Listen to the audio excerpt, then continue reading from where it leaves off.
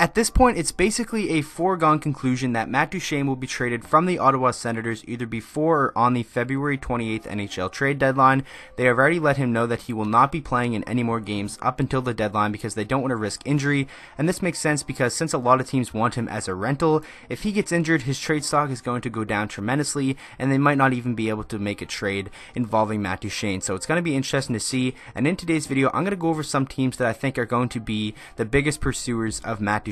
So without further ado, let's get right into the video. The first team I will talk about is the Nashville Predators. Now, Matt Duchene's name has been tied to the Nashville Predators in trade talks over the past couple of weeks, and Nashville is a team trying to contend for a Stanley Cup, and I definitely think acquiring help in their top 6 forwards would really go a long way because they definitely have the defense core and they have the goaltending, but their forward just really lacks a lot of firepower. So I think Matt Duchene would definitely help them, but I'm not quite sure what the Nashville Predators would be willing to give up to the Ottawa Senators for Duchene. Obviously, I'm sure Ottawa is interested in young guys, draft picks and stuff. They don't really need anyone to help them win right now because they are a rebuilding team.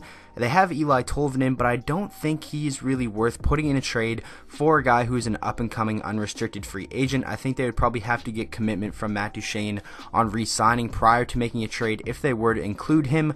Obviously, I'm sure their first-round pick would have to be in it, but other than that, I'm not really sure what they have to give up that the Ottawa Senators would be interested in. So I almost think if a trade between Nashville and Ottawa does happen, it would almost have to include Eli Tolvanen, but he is a blue-chip prospect. You know, coming into this year, he was really seen as one of the top NHL affiliated prospects that anyone really has, and he was expected to come in and have a big year, but you know, he's kind of just had a rough go really adapting to the NHL, and he hasn't been able to crack the roster and be a full-time member of the team. So for this reason, I think the Nashville Predators definitely are making him expandable, and especially since they are a team that right now is competing for a Stanley Cup, they don't really know how long of a window they have as being a contender. So I think the right move for Nashville would definitely be to go all in and, you know, try to acquire some more firepower, and Matt Duchene would definitely do that.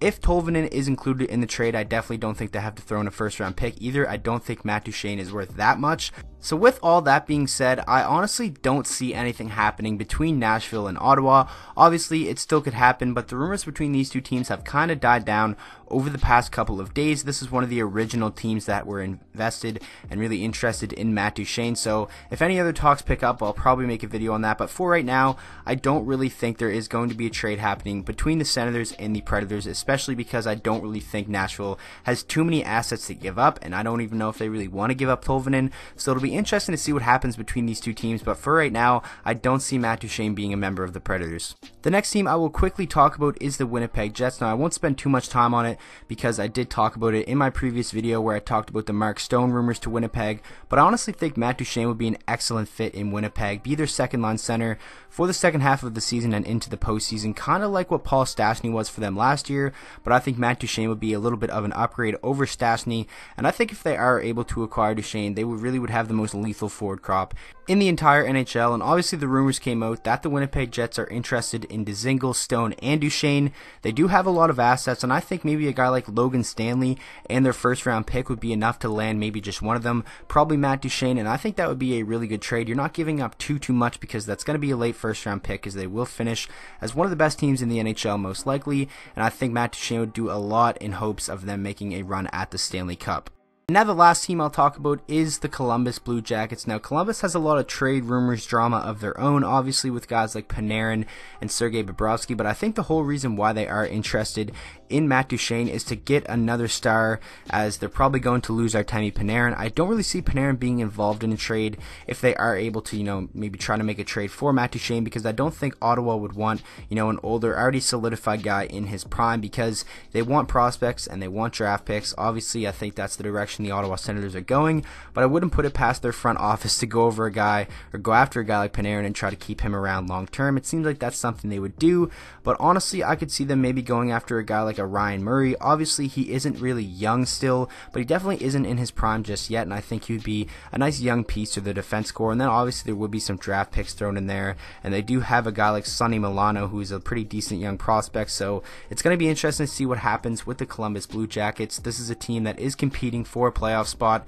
in the Metro Division, and I definitely think getting Matt Duchene would help them out a lot in regards of that if they are going all in and they're trying to keep Panarin and Bobrovsky around and risk losing them for nothing in free agency. But it's going to be interesting to see what happens with the entire situation with Matt Duchene in Ottawa, and then obviously to see what unfolds with Stone and Dzingel as well. I think we're in for a very, very entertaining trade deadline, and I think we could potentially see more than one blockbuster trade. I'm going to cover all the trades that happened on the trade deadline. I'm not sure if I'm going to do it in separate videos or just one big video yet. I will definitely make a winners and losers video after the trade deadline as well, so make sure to look out all of that in the future. But I'm going to continue, covering all these trade rumors heading up to the deadline because it seems like you guys have really liked these videos. But make sure to let me know down in the comment section, especially if you're an Ottawa fan, what do you think is going to happen with Matt Duchene and what exactly do you want in return for him?